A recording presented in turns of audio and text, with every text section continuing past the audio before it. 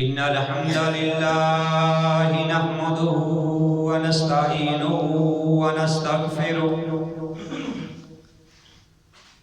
ونعوذ بالله من شرور أنفسنا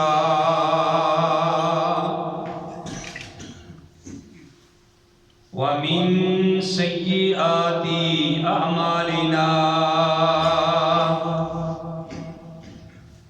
من يهده الله فلا مضل له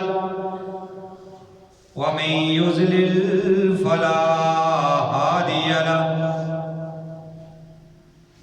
وأشهد أن لا إله إلا الله وحده لا شريك له وأشهد أن محمدا عبده ورسوله يا أيها الذين آمنوا اتقوا الله حق تقاته ولا تموتن إلا وأنتم مسلمون أما بعد فإن خير الحديث كتاب الله وخير الهدي هدي محمد صلى الله عليه وآله وسلم وشر الأمور محدثاتها وكل محدثة بدعة وكل بدعة ضلالة وكل ضلالة في النار. أعوذ بالله السميع العليم من الشيطان الرجيم. بسم الله الرحمن الرحيم. قال الله تبارك وتعالى في سورة آل عمران قل إن كنتم تحبون الله فاتبعوني يحببكم الله ويغفر لكم ذنوبكم والله غفور رحيم. اے نبی جناب محمد صلی اللہ علیہ وآلہ وسلم، آپ اعلان کر دیجئے، فرما دیجئے کہ اے لوگو، اگر تم اللہ سے محبت کرتے ہو، تمہارا یہ دعویٰ ہے کہ ہم اللہ سے محبت کرتے ہیں، فَاتَّبِعُونِی، بس میری پیروی اختیار کرو، یحببکم اللہ تم سے محبت کرے گا، وَيَغْفِرْ لَكُمْ ذُنُوبَكُمْ، اور اللہ تمہارے گناہوں کو معاف کر دے گا، واللہ غفور الرحیم. اللہ تعالی بڑے ہی بخشنے والے اور بڑے ہی مہربان ہیں. وقال اللہ تعالی فی مقام آخر، فرمایا اللہ احکم الحاکمین نے ایک اور مقام پہ، وما آتاکم الرسول فخذوہ وما نہاکم عنہ فانتہوا، کہ جو اللہ کا رسول تمہیں دے اس چیز کو لے لو، اور جس چیز سے تمہیں روک دے اس چیز سے تم رک جاؤ. وقال اللہ تعالی فی کلامہ الحکیم، فرمایا اللہ احکم الحاکمین نے اپنی کلام کے اندر، اس حکمت والی کتاب کے اندر، من یطع اللہ، جس نے اللہ کی اطاعت کی، وقد اطاع من یطع الرسول، جس نے رسول کی اطاعت کی فقد اطاع اللہ، گویا کہ اس نے اللہ کی اطاعت کی۔ وقال تعالی فی القرآن المجید یا ایھا الذین آمنوا، اے ایمان والو، اطیعوا اللہ و اطیعوا الرسول، اطاعت کرو اللہ کی اور اس کے رسول کی۔ وقال النبی صلی اللہ علیہ وآلہ وسلم، فرمایا نبی کریم صلی اللہ علیہ وآلہ وسلم نے، کل امتی یدخلون الجنہ، میری ساری کی ساری امت جنت میں داخل ہوگی، الا من ابا، مگر وہ جنت میں نہیں جائے گا جس نے جنت میں جانے سے انکار کر دیا۔ قالوا من ابا یا رسول اللہ صلی اللہ علیہ وسلم، صحابہ نے پوچھا اے اللہ کے رسول، وہ کون بندہ ہے جس نے جنت میں ہی جانے سے انکار کر دیا؟ قالا، آپ نے فرمایا من اطاعنی دخل الجنہ، جس نے میری اطاعت کی، میرے پیچھے چلا، وہ جنت میں جائے گا۔ ومن عصانی فقد ابا، اور جس کو میرا طریقہ اچھا نہ لگا، میری اس نے پیروی اختیار نہ کی، میرا طریقہ اس کو اچھا نہیں لگا، گویا کہ اس بندے نے جنت میں جانے سے انکار کر دیا۔ محمد کی جس دل میں الفت نہ ہوگی، سمجھ لو کہ قسمت میں جنت نہ ہوگی۔ بھٹکتا رہا ہے، بھٹکتا رہے گا، محمد سے جس کو عقیدت نہ ہوگی، صلی اللہ علیہ وسلم۔ حضرات، ہر قسم کی حمد و ثنا، کبریائی، بڑائی اللہ احکم الحاکمین کی ذات پاک کے لیے، وہ اللہ کہ جس اللہ نے ہمیں اس گئے گزرے دور کے اندر اپنے گھر کے اندر جمع فرمایا اور ہمیں اپنا قرآن اور پیارے نبی کریم صلی اللہ علیہ وآلہ وسلم کا فرمان سننے کے لیے ہمیں توفیق فرمائی۔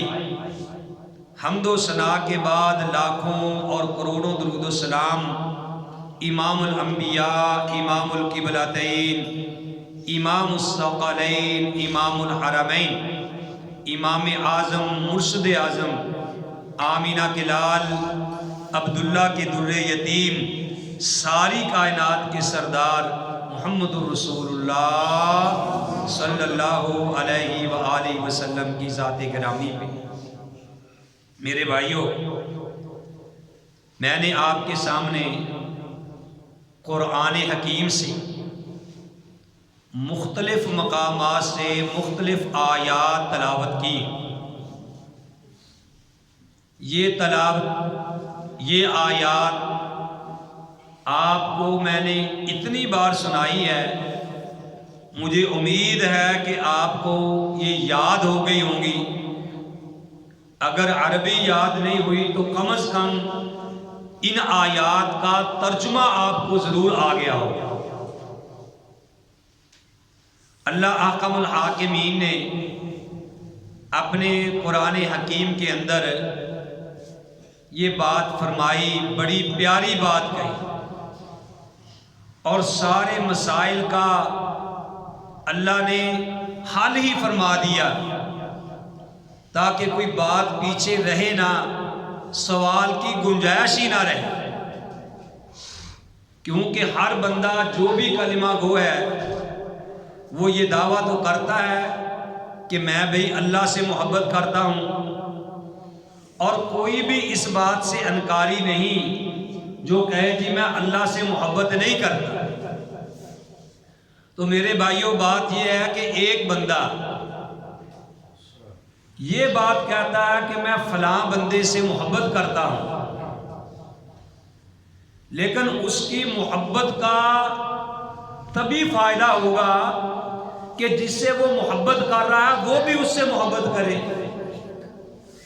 ایک بندہ کہتا ہے جی میں فلاں بندے سے محبت کرتا ہوں، فلاں سے کرتا ہوں، اگر وہ بندہ ہی آپ سے محبت نہیں کرتا تو آپ کی محبت کا کیا فائدہ؟ تو ہر بندہ کہتا میں اللہ سے محبت کرتا ہوں، تو اللہ نے کہا کہ بھئی اے نبی آپ یہ ذرا اعلان کر دیجئے، کیونکہ یہودیوں کا یہ دعویٰ تھا کہ ہم اللہ کے بڑے چہیتے ہیں، نصارہ کا بھی یہ دعویٰ تھا کہ ہم اللہ کے بڑے چہیتے ہیں، وہ سارے اپنی اپنی بات کرتے تھے۔ تو اللہ نے فرمایا کہ اے نبی آپ ان کو کہہ دیجئے کہ اگر تم اللہ سے محبت کرتے ہو یا تمہارا یہ دعویٰ ہے کہ اللہ ہم سے محبت کرتا ہے، تو اس کا ناپنے کے لیے، اس کو جانچنے کے لیے، ججمنٹ کرنے کے لیے ایک ہی پیمانہ ہے کہ فَاتَّبِعُونِی، تم میری پیروی اختیار کرو۔ تو جب وہ پیروی اختیار کریں گے تو پتہ بھی چل جائے گا کہ کون اپنے دعوے میں سچا ہے۔ جب وہ لوگ آپ سے آپ کی پیروی کریں گے یحببکم اللہ، پھر اللہ ان سے محبت کرنا شروع کر دے۔ دیکھ لو کتنا آسان طریقہ ہے۔ تو میرے بھائیوں صحابہ اکرام اگر نبی کریم صلی اللہ علیہ وسلم کے ساتھ یا اللہ احکم الحاکمین کے ساتھ محبت کا دعویٰ کرتے تھے تو پھر انہوں نے اپنے کردار سے، اپنے عمل سے یہ ثابت کر کے بھی بتلایا۔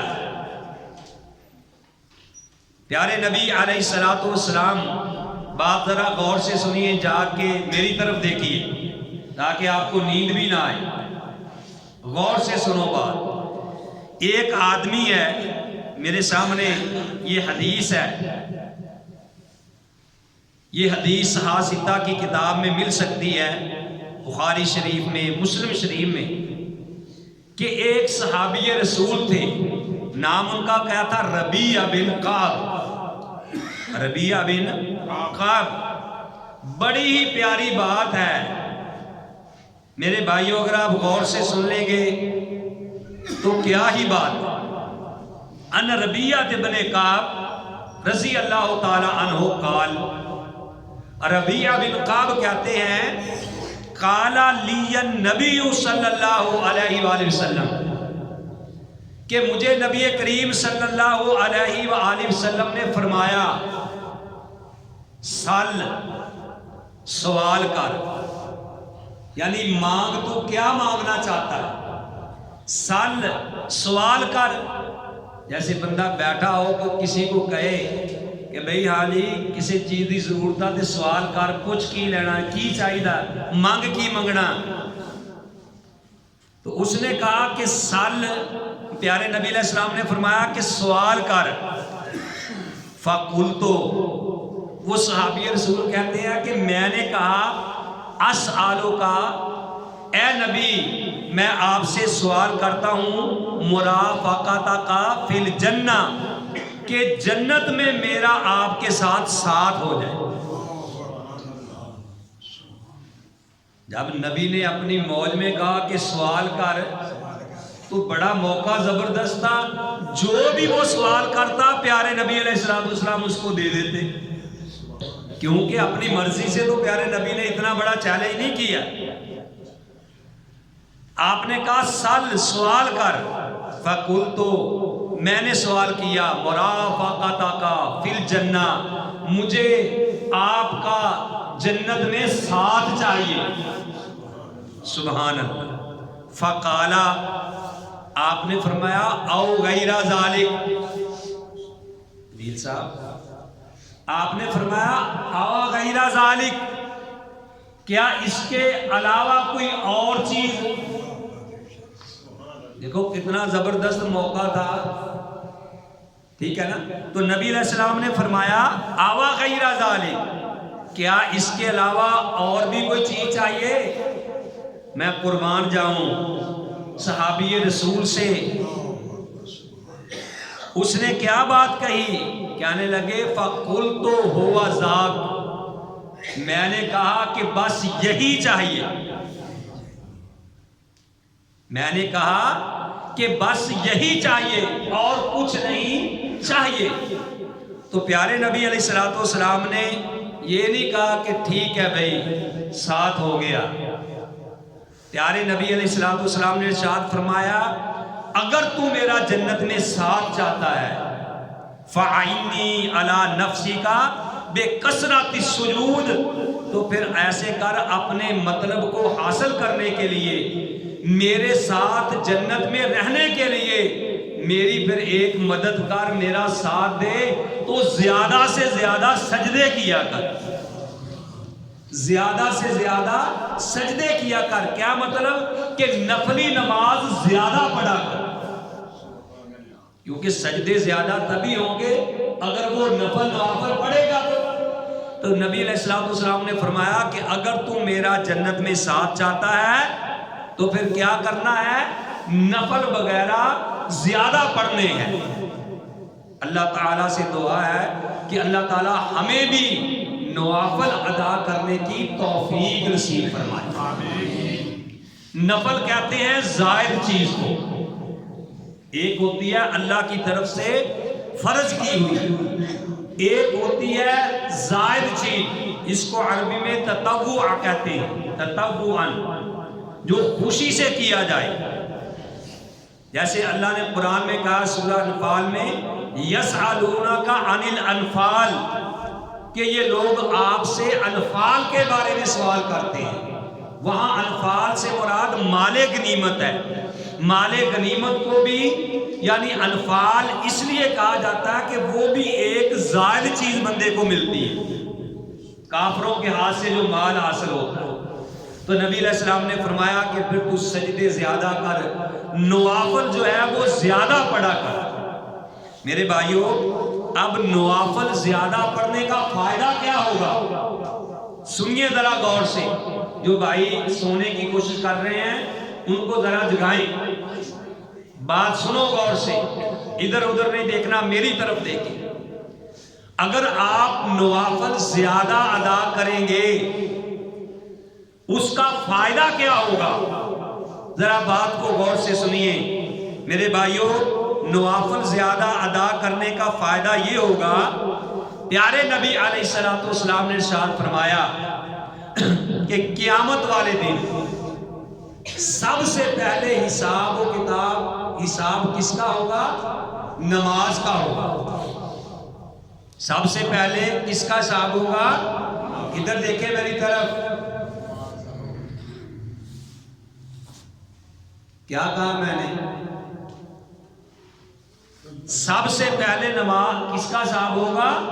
نماز کا حساب ہوگا۔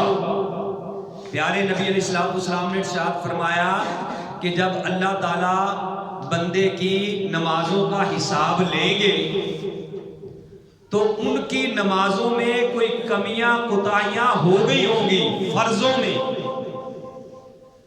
تو اللہ تعالیٰ فرشتوں کو کہے گا انظروا لعبدی من تطوع،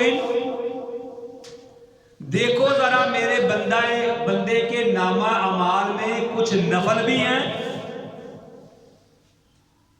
اس نے کوئی نفل پڑھے ہیں، کیونکہ فرضوں میں تو اس کی کمی ہو گئی، بعض دفعہ فرض چھوٹ گئے تھے اس سے نہیں پڑھے گئے، ٹھیک ہے نا؟ اب اللہ اس کو 33 نمبر دینے لگا ہے، 33 والا ہی پاس ہوتا ہے نہیں تارک صاحب؟ تو اللہ کہے گا فرشتوں کو انظروا، دیکھو لعبدی، میرے بندے کی طرف، من تطوع، کہ اس نے کوئی زائد بھی پڑھے ہیں، نفل پڑھے ہیں، خوشی سے بھی کوئی نماز پڑھی ہے یا بس یہی پڑھی تھی جو اللہ نے فرض کی۔ تو فرشتے جب دیکھیں گے تو فرشتے کہیں گے ہاں اللہ اس نے نفل نوافل بھی پڑھے تھے۔ تو اللہ فرمائیں گے اکملوا بہا فریضہ تھا کہ اب ایسا کرو کہ ان نفلوں کو اس فرضوں کی جگہ جو رہ گئے تھے اس میں ڈال کے اس کو جنت میں داخل کر دو۔ میرے بھائیوں کتنا فائدہ ہے اگر ہم نے کبھی نفل پڑھنا ہی نہیں، نفل اگر پڑھا ہی نہیں ہے تو اس کا کیا فائدہ ہوگا؟ ادھر فرضوں میں کمی ہو جائے گی، ادھر ہمارے پاس نفل نوافل بھی نہیں ہوں گے تو پھر بندہ مارا جائے گا۔ تو اس لیے نوافل کا یہ فائدہ ہے میرے بھائیوں، اس وقت بھی ہمارے یہ کام آئیں گے۔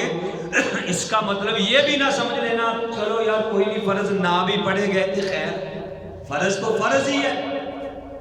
تو یہ پیارے نبی علیہ الصلوۃ والسلام کا فرمان ہے۔ تو اب ذرا یہ بات بھی غور سے سنیے کہ اب نفل جو ہیں ان کی فضیلت کیا ہے۔ صحابی رسول فرماتے ہیں رضی اللہ تعالی عنہ، صحابی کہتے ہیں کہ من صلی 4 رکعات، کہ نبی علیہ الصلوۃ والسلام نے ارشاد فرمایا کہ جس نے نفل پڑھے، رکعات رکھتے پڑھی، کب بھئی؟ قبل الظہری و اربعا بعدہا، جس نے ظہر سے پہلے 4 رکعتیں پڑھی۔ کتنی پڑھی بھئی؟ 4 رکعتیں ظہر سے پہلے، و اربعا بعدہا، اور 4 رکعتیں پڑھی ظہر کی نماز پڑھنے کے بعد، جس کو ہم کہتے ہیں 2 سنت 2 نفل۔ جس نے 4 پہلے پڑھی 4 بعد میں پڑھی، حرم اللہ علی النار، اللہ نے اس کے اوپر جہنم کی آگ کو حرام کر دیا۔ یہ کس نے فرمایا؟ نبی علیہ السلام نے، اپنی مرضی سے نہیں، اللہ تعالیٰ کے حکم سے، کہ حرم اللہ علی النار، کہ اس کے اوپر اللہ جہنم کی آگ کو حرام کر دیں گے۔ من صلی رکعات قبل الظہر، جس نے ظہر سے پہلے پڑھی، و اربعا بعدہا، جس نے 4 ظہر سے پہلے اور 4 ظہر کے بعد پڑھی، تو اللہ تعالیٰ اس کے اوپر کیا کریں گے بھئی؟ بتاؤ، جہنم کی آگ کو حرام کر دیں گے۔ آگے سنیے، حضرت عمر کہتے ہیں، ابن عمر کے بیٹے جس کا نام کیا تھا؟ عبداللہ، وعن ابن عمر، سب کہہ دو رضی اللہ تعالی عنہما، رضی اللہ تعالی عنہما، وہ کہتے ہیں حفظت من النبی صلی اللہ علیہ وسلم، میں نے نبی صلی اللہ علیہ وسلم سے یاد کی، کیا بھئی؟ 10 رکعات، 10 رکعتیں میں نے یاد کی، نبی کو میں نے دیکھا، نبی نے جو فرمایا وہ میں نے یاد رکھی۔ وہ کون سی رکعتیں تھی؟ رکعتین قبل الظہر، ظہر سے پہلے 2 رکعتیں۔ اس سے ثابت ہوا کہ 4 بھی سنتیں ظہر سے پڑھنا ثابت ہے، اور 2 رکعتیں بھی ظہر سے پڑھنا ثابت ہے۔ کہتے ہیں کہ میں نے حفظت عن النبی صلی اللہ علیہ وسلم، میں نے نبی سے یہ رکعتیں حفظ کر لی، یاد کر لی۔ کتنی؟ 10۔ وہ کون سی ہے؟ رکعتین قبل الظہر، 2 رکعتیں ظہر سے پہلے، و رکعتین بعدہا، اور 2 رکعتیں ظہر کے بعد۔ کتنی ہو گئی؟ 4۔ و رکعتین بعد المغرب، اور 2 رکعتیں مغرب کے بعد، فی بیت ہی، اپنے گھر میں۔ یعنی نبی علیہ السلام 2 رکعتیں ظہر سے پہلے پڑھتے اور 2 رکعتیں ظہر کے بعد پڑھتے، 4 بھی ثابت ہیں اور 2 بھی۔ وَرَكْعَتَيْنِ بَعْدَ الْمَغْرِبِ، اور 2 رکعتیں مغرب کے بعد، فی بیت ہی، اپنے گھر میں۔ فرمایا وَرَكْعَتَيْنِ بَعْدَ الْعِشَاءِ، اور 2 رکعتیں عشاء کے بعد، فی بیت ہی، اپنے گھر میں۔ کتنی ہو گئی؟ 8۔ وَرَكْعَتَيْنِ قَبْلَ الصُّبْحِ، اور صبح کی فرض نماز سے پہلے 2 رکعتیں، جس کو ہم صبح کی سنتیں کہتے ہیں۔ 10۔ کہتے ہیں کہ میں نے نبی علیہ السلام سے یہ 10 رکعتیں کیا کر لی؟ حفظ کر لی، یاد کر لی۔ اور پھر آگے کہتے ہیں وَرَكْعَتَيْنِ بَعْدَ الْجُمْعَةِ فِي بَيْتِهِ، اور 2 رکعتیں جمعے کے بعد اپنے گھر میں. یعنی اگر کوئی جمعے کی نماز کے بعد مسجد میں پڑھے گا تو 4 رکعتیں پڑھے گا، اگر اس نے گھر جا کے پڑھنی ہے تو 2 رکعتیں پڑھے گا. اور یہاں سے میرے بھائیوں یہ بات بھی ثابت ہوگی، ذرا غور سے سننا، کہ نفلی نماز گھر میں پڑھنی زیادہ ثواب ہے، زیادہ فضیلت والی بات ہے. اس لیے کسی کی نیت کے اوپر حملہ نہ کیا کرو. دیکھو جی فلانا بندہ نماز پڑھ کے دوڑ جاتا ہے، ہو سکتا ہے کہ وہ گھر میں جا کے نماز پڑھتا ہو، اگر وہ دوڑ بھی جاتا تو تاڑے کو تیری کسی نے پوچھنا. اس کا معاملہ اللہ کے ساتھ ہے، اس نے فرض ادا کر دیے ہیں. ہو سکتا ہے کہ وہ گھر میں جا کے یعنی پڑھتا ہو، اگر آپ نے اس کے بارے میں برا خیال کر لیا، برا مان رکھا، تو آپ کو تو گناہ مل گیا کیونکہ اس نے تو پڑھ لی. اگر نہیں پڑھی تو پھر بھی آپ نے اس کی غیبت کر دی. آپ سے تو نہیں پوچھو گی اس کے نفلوں کے بارے میں. تو وہ کہتے ہیں یہ 10 رکعتیں میں نے نبی کریم صلی اللہ علیہ وسلم سے حفظ کی، یاد کر لی کہ آپ 10 رکعتیں پڑھتے تھے، کیونکہ مختلف روایات ہیں، مختلف حدیثوں میں مختلف تعداد آتی ہے نوافل کی. ایک اور حدیث سنیے میرے بھائیوں، نبی کریم صلی اللہ علیہ وسلم من صلی 4 رکعات قبل الظہر، جس بندے نے ظہر سے پہلے 4 رکعتیں پڑھی. کتنی بھئی؟ 4 رکعتیں، جس کو ہم 4 سنتیں کہہ دیتے ہیں. جس نے من صلی، جس نے بھی پڑھی، من آپ نے کہا ہے، من عربی میں عام کے لیے آتا ہے، چاہے وہ بوڑھا ہو، چاہے وہ جوان ہو، چاہے کالا ہو، چاہے گورا ہو، چاہے عورت ہو، چاہے مرد ہو. من صلی، جس نے بھی پڑھی 4 رکعات، 4 رکعتیں قبل الظہر، ظہر سے پہلے، و4 بعدها، اور 4 رکعتیں پڑھی ظہر کے بعد، حرم اللہ علی النار، اللہ نے اس کے اوپر بھی جہنم کی آگ کو حرام کر دیا. آگے سنیے، ام حبیبہ کہتی ہیں، سب کہہ دو رضی اللہ تعالی عنہا، رضی اللہ تعالی عنہا. ام حبیبہ کہتی ہیں، قالت کہتی ہیں، قال رسول اللہ صلی اللہ علیہ وآلہ وسلم، رسول اللہ صلی اللہ علیہ وسلم نے ارشاد فرمایا، من صلی سنتئی عشرہ رکعہ، جس آدمی نے 12 رکعتیں پڑھی. کتنی پڑھی بھائی؟ 12 رکعتیں پڑھی. سنیے ذرا غور سے، فی یوم و لیلۃ، دن اور رات میں، دن اور رات میں، بنی لہ بیت فی الجنہ، اللہ تعالیٰ اس بندے کا گھر جنت میں بنا دیتے ہیں. جس نے 12 نفل پڑھے. وہ 12 رکعتیں کون سی ہے میرے بھائیوں؟ ظہر سے پہلے 2، ظہر کے بعد 2، کتنی ہو گئی؟ 4، اور مغرب کے بعد 2، کتنی ہو گئی؟ 6، عشاء کے بعد 2، کتنی ہو گئی؟ 8، اور پھر صبح کی 2 سنتیں ہو گئی ہیں بھائی. عشاء کے بعد کی 2، کتنی ہو گئی؟ 10، اور پھر اسی طرح جو 2 رکعتیں ظہر سے پہلے ہیں یعنی 4 رکعتیں، کیونکہ آپ کو بتایا کہ 4 بھی ثابت ہیں، 2 بھی ثابت ہیں.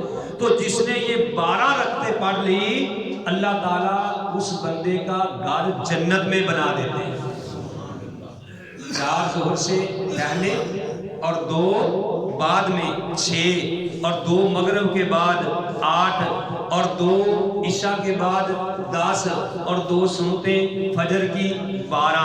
جو 12 رکعتیں نفل پڑھے گا، پیارے نبی علیہ السلام نے فرمایا، بنی لہ بیت فی الجنہ، اللہ تعالیٰ اس بندے کا گھر جنت میں بنا دیتے ہیں. وہ کتنا آسان ہے. تو اس لیے نوجوانوں زیادہ سے زیادہ نفل پڑھنے کی کوشش کیا کرو. کسی نے کتنی اچھی بات کہی ہے کہ سجدے زیادہ کر لو. ہم نے دیکھا ہے بہت بندے، وہ وقت بھی آنے والا ہے کہ بغیر سجدوں کے ہی نمازیں پڑھتے ہیں. مطلب کیا ہے، بندہ بیمار ہے، اس نے کرسی پہ بیٹھ کے نماز پڑھنی ہے، اس سے سجدہ نہیں ہوتا، میں معاف کرنا، میں ایک مطلق بات کر رہا ہوں کیونکہ یہ بیماری اللہ کی طرف سے آتی ہے، ٹھیک ہے نا؟ تو بیمار بندوں کو بھی میں خوشخبری دینے لگا ہوں، پیارے نبی علیہ السلام کی زبان مبارک سے جو نکلی ہے، اور اللہ نے جو فرمایا ہے کہ ایک بندہ تندرستی کی حالت میں روزے رکھتا تھا، تندرستی کی حالت میں وہ کھڑے ہو کے نمازیں پڑھتا تھا، نفل پڑھتا تھا، نوافل پڑھتا تھا، سنتے پڑھتا تھا، لیکن پھر بندہ وہ بیمار ہو گیا، بیماری کی حالت میں اس طریقے سے نہ نفل پڑھ سکتا ہے، نہ سنتے پڑھ سکتا ہے، نہ کھڑے ہو کے وہ بیچارہ نماز پڑھ سکتا ہے، نہ روزے رکھ سکتا ہے، اتنا بیمار ہو گیا۔ پیارے نبی علیہ السلام نے فرمایا کہ اللہ تعالیٰ فرماتے ہیں کہ اے میرے فرشتوں، یہ بندہ چونکہ تندرستی کی حالت میں کھڑے ہو کے نماز پڑھتا تھا، تندرستی کی حالت میں نفل و نوافل پڑھتا تھا، تندرستی کی حالت میں یہ روزے رکھتا تھا، اب یہ بندہ بیمار ہو گیا ہے، اب یہ بندہ بیمار ہو گیا ہے، اب آپ نے اس کی عبادت میں، اس کی فضیلت میں، اس کے عمل میں کمی نہیں کرنی، اگرچہ یہ بیٹھ کے پڑھ رہا ہے، اگرچہ روزے نہیں رکھ رہا، اگرچہ نفل و نوافل نہیں پڑھے جا رہے، لیکن اس کا تم اجر اتنا ہی لکھو جتنا یہ تندرستی میں کرتا ہے۔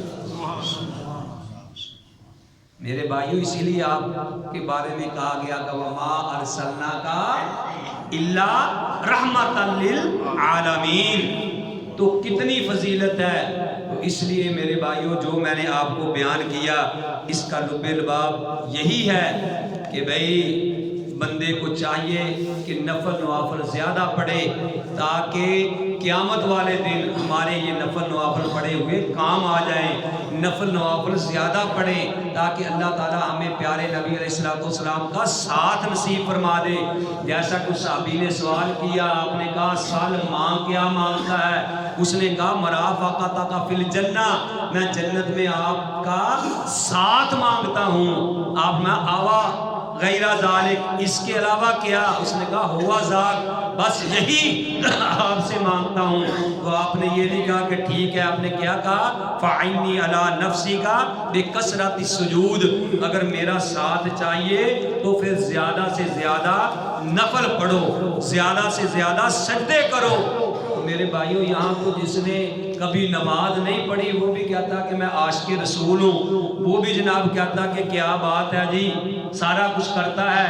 تو یہاں پیارے نبی اپنے ساتھ کے لیے شرط یہ لگا رہے ہیں کہ نفل زیادہ پڑھو اگر ساتھ چاہیے تو، ٹھیک ہے نا؟ صرف باتوں سے بات نہیں بنے گی، کچھ کر کے بھی ہمیں دکھانا پڑے گا، کیونکہ پیارے نبی صلی اللہ علیہ وسلم کی بات کو صحابہ نے اس آیت سے ثابت کر دیا کہ جو میں نے کہی تھی کہ قُلْ إِن كُنتُمْ تُحِبُّونَ اللَّهَ فَاتَّبِعُونِي يُحْبِبْكُمُ اللَّهُ وَيَغْفِرْ لَكُمْ ذُنُوبَكُمْ وَاللَّهُ غَفُورٌ رَحِيمٌ۔ اور پیارے نبی صلی اللہ علیہ وسلم کے جو بارے میں جو اللہ نے فرما دیا مَا آتَاكُمُ الرَّسُولُ فَخُذُوهُ وَمَا نَهَاكُمْ عَنْهُ، کہ جو نبی تمہیں دے وہ لے لو، اور جس کام سے نبی روکیں تو اس کام سے رک جاؤ۔ تو میرے بھائیوں، یہ پیارے نبی کا فرمان اور اللہ کا قرآن پیارے نبی کا فرمان ہے کہ نبی علیہ السلام نے فرمایا فَصَلُّوا، لوگوں فَصَلُّوا أَيُّهَا النَّاسِ، لوگوں نمازیں پڑھو فی بیوتکم،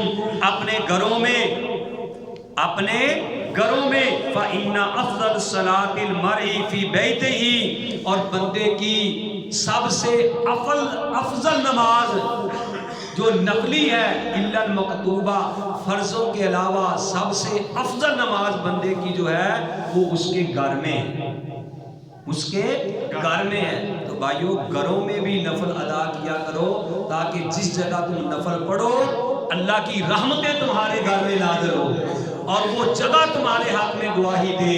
اور میرے بھائیو، آپ پڑھو گے تو آپ کے بچے بھی آپ کی طرف دیکھ کے نماز پڑھیں گے، اگر آپ نے نماز ہی نہیں پڑھنی تو بچے بھی نماز نہیں پڑھیں گے. لائک فادر لائک سن، جیسا باپ ویسا بیٹا.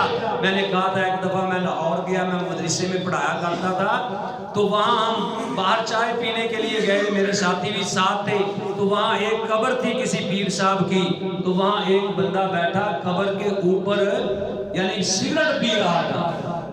تو میں نے اس کو کہا کہ اللہ کے بندے خیال کر یار، کوئی اپنے پیر صاحب دا ہی خیال کر کہ تو انہاں دی قبر تے بیٹھ کے سگریٹ پین رہا. کہندا جی آپ بڑیاں پیندے ہوندے سن. ٹھیک ہے نا. تو بھائیوں بتانے کا مقصد ہے اگر آپ گھر میں نماز نہیں پڑھیں گے تو آپ کی اولاد بھی نماز نہیں پڑھے گی. آپ گھر میں نماز پڑھیں گے تو آپ کی اولاد کو بھی نماز کا طریقہ آئے گا، وہ اس طریقے سے پڑھیں گے، کیونکہ جو آپ نے کرنا ہے اولاد وہی کرے گی. ٹھیک ہے نا. اور اللہ نے قرآن میں کہا ہے کہ یا ایھا الذین آمنوا قوا انفسکم واہلکم نارا، اے ایمان والو اپنے آپ کو بھی اور اپنے گھر والوں کو بھی جہنم کی آگ سے بچاؤ. اللہ احکم الحاکمین سے دعا ہے کہ اللہ تعالی ہم سب کو صحیح معنوں میں کتاب و سنت پہ عمل کرنے کی توفیق نصیب فرمائے. وما علیہ الا البلاغ.